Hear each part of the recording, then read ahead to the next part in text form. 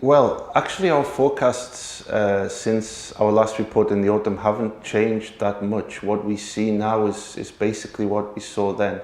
We still think 2017-18 represented the peak of the cycle for the region. Growth will slow from here, but for most countries actually the situation is still pretty good. What we see really is two groups in Central and Eastern Europe. Group one is the EU member states and most of the Western Balkans. And here we have still the so-called Goldilocks conditions. We have high growth, high wage growth, low inflation. That will continue at a bit of a lower level as compared with the last 2 years, but still pretty good.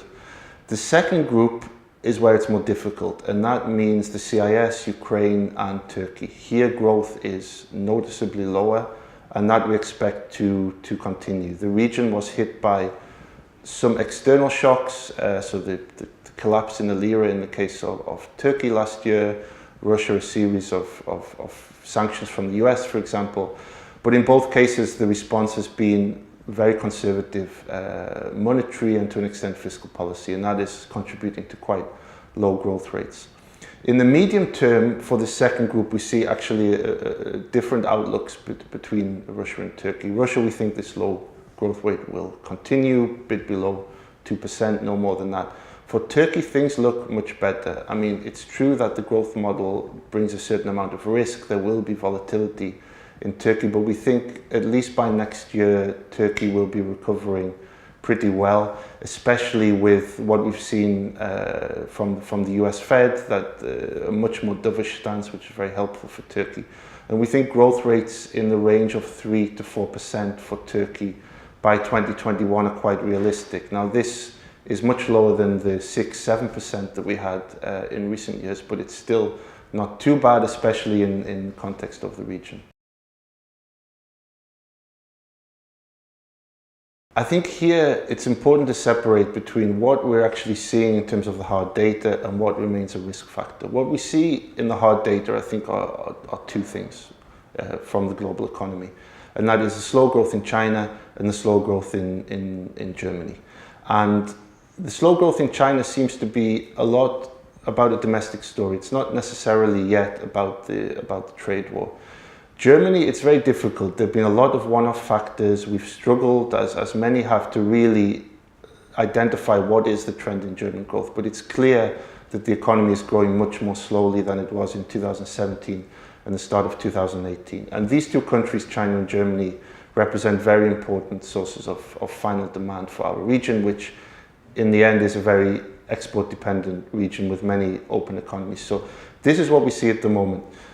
We think it's unlikely that growth trends will change dramatically in China and Germany. So this is really the big challenge for our region this year, how it negates this, how it navigates this global slowdown. The rest remain at the moment risk factors. The trade war, US protectionism in general, Brexit. These are risk factors where we don't really see much of an influence on economies in our region at the moment.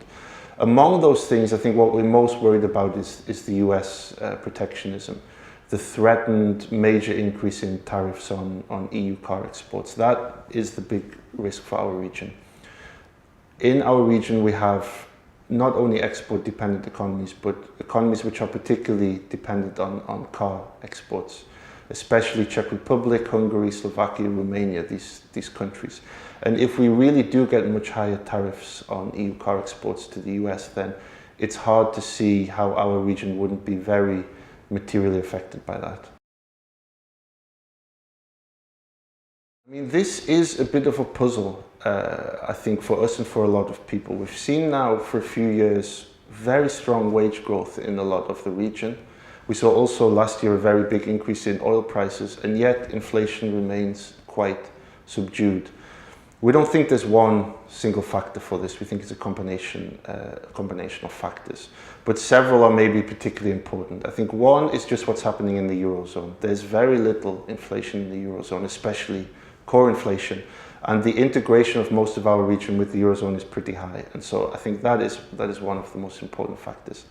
A second is maybe just that after inflation has been low for several years, it has an impact on expectations. And so even as wages rise, maybe the rest of the prices in the consumer basket don't follow them. A third factor which we've highlighted now for a few years, but it definitely still remains important, is the productivity story. There is a productivity growth story in a lot of our region, and we see this in the difference between wage growth, which is very high, and unit labour cost growth, which is rising but is still much lower than wage growth. The fourth factor, which I think is quite interesting, is what's happening in consumer-focused segments of the CPI basket, and especially things like furniture, clothing, electrical appliances for the home. And here we see a story right across the region of very low or even negative price growth in these components. So even as inflation is rising, and especially energy-related parts of the basket last year showed pretty strong growth. In things which are directly tied to consumer demand, there is very little or no inflation in most parts of the region. And so that is also a factor which could be driven by increased competition, could be online retail, various things could explain that, but it's an interesting trend right across the region. In terms of inflation trends in general, we don't expect much of a change. We think that pretty subdued inflation will remain the norm in most of Central and Eastern Europe this year.